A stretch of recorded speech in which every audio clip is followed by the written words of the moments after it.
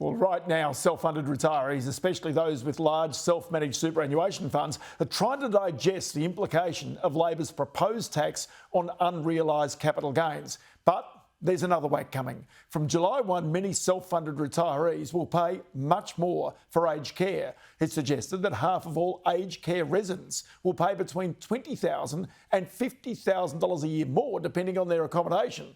Michael Horin is Director at Clarity Aged Care Advisors and joins me now. Michael, many thanks for your time. It is a self-funded. They probably take the biggest whack, but it's much broader than that where these price rises are coming, isn't it?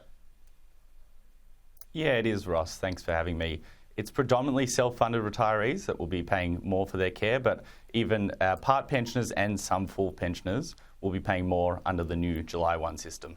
Okay, so just explain why. What is this? Is this part of something that's planned? Is this something that's brand new? What is it that's going on? It's a bill it's an act that passed with bipartisan support earlier this year, and it comes into effect from the 1st of July. The premise is that aged care in Australia is not a profitable industry. We need aged care beds. We need more aged care beds to be built. And so the government wants aged care to become more profitable, to encourage more investment in the sector, to match the growing demand of the ageing population that we have.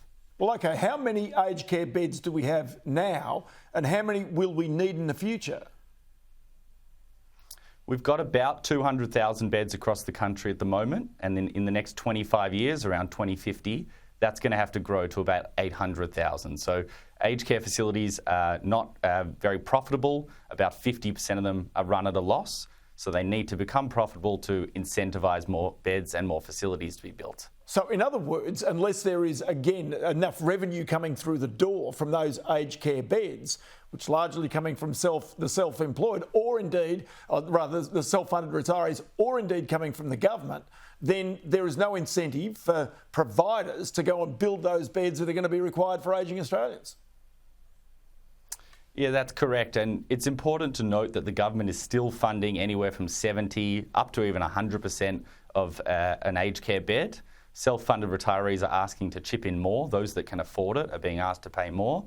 But the government is also paying more too, to really pump more money into the sector to get those extra beds. So where does the means testing start and stop with all of this? Because you mentioned up to $50,000. I mean, that's a fairly decent whack for any person to actually have to withstand in terms of on top of the other costs which they've already got. It is.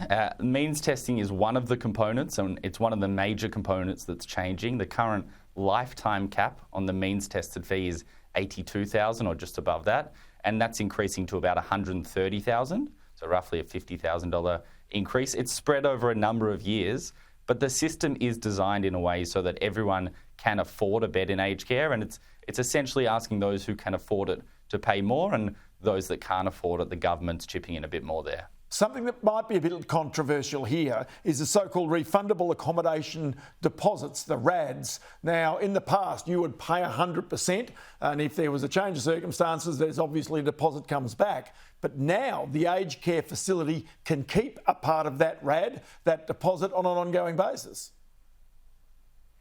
Yeah, so that's the second major change. The RAD, commonly referred to as a bond, it's currently 100% refundable. In the new 1 July system, it's going to be that the facility retains 2% of that bond per year, up to a maximum of 10% over a 5-year period. So for example, $1 million bond, if you paid that today, you'd get the full $1 million back when the resident leaves the facility. If you're entering in the new system and you're there for 5 years, you get $900,000 back instead of that full $1 million. So, Michael, I know a bit about finance. I think this is about the most confusing part of finance that I know. You can take them to superannuation or annuities, you can take them to the tax office. This is really complicated for people. It is. It's a really complex industry. It's necessary to get advice before entering the industry because there's so many moving parts and there's so many pros and cons to the different choices that you have. You also need to factor in any pension entitlements, the various different fees that you charge or that you pay, some of which are means tested, some of which aren't.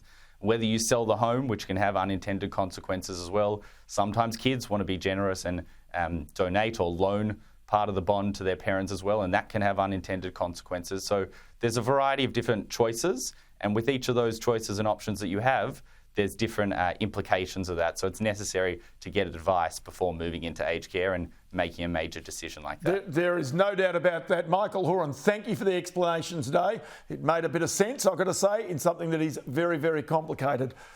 Well,